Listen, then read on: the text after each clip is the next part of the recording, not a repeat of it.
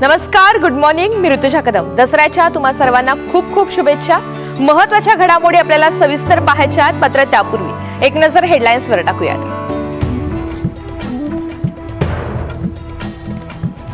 आज दोन्ही शिवसेनेचा दसरा मेळावा. ठाकरेंच्या सेनेचा शिवाजी पार्कात तर शिंदेंच्या सेनेचा गोरेगावच्या नेस्को सेंटरमध्ये मेळावा. मात्र ठाकरेंच्या मेळाव्यावर पावसाचं सावट.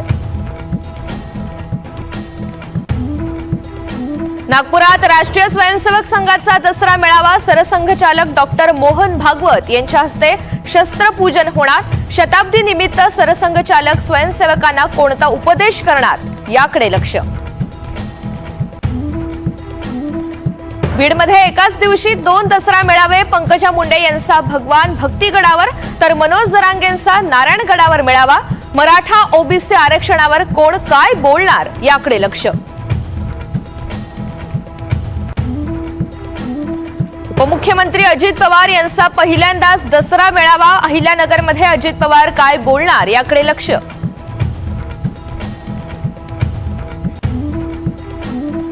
जिल्हा परिषद आणि पंचायत समितीसाठी 13 ऑक्टोबरला आरक्षण सोडत. 32 जिल्हा परिषद 336 पंचायत समितीच्या निवडणुकांसाठी सोडत. राज्य निवडणूक आयोगाची माहिती.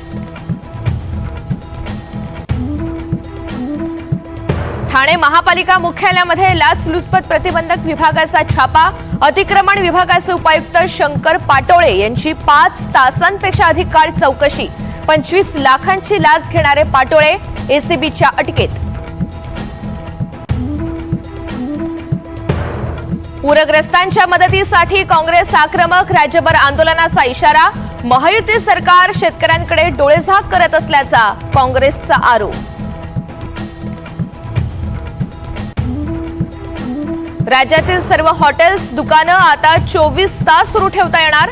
मद्य विक्री होणारी ठिकाणं मात्र निर्धारित वेळेतच बंद करावी लागणार. उद्योग विभागाचा निर्णय.